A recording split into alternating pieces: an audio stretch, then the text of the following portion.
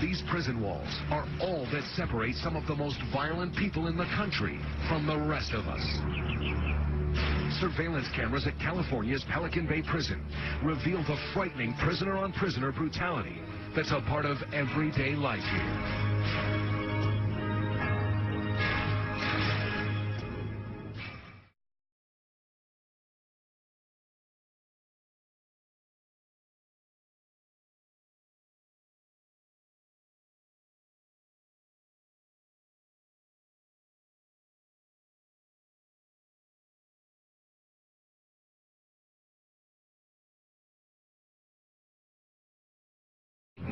They can't control themselves within the facilities either.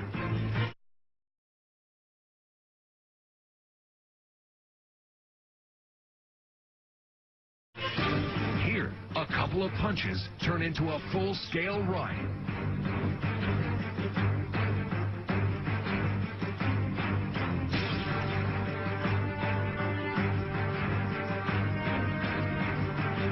Guards use pepper spray to stop the fighting.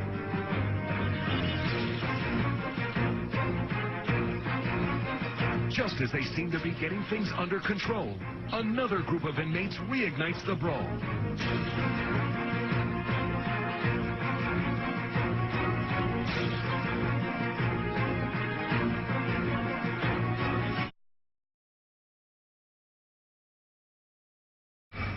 This prisoner's exercising when another inmate suddenly attacks him.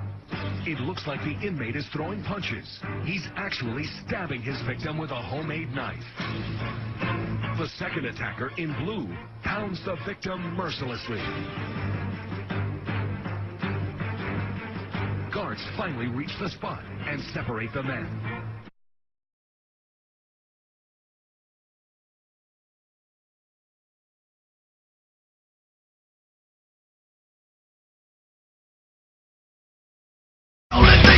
Take away from me. I'm never gonna stop, ain't never gonna drop. Ain't no different than it was before. So take some good advice, you better stop and think twice before you take your first step out that door. If you wanna step up, you're gonna get knocked down. If you wanna step.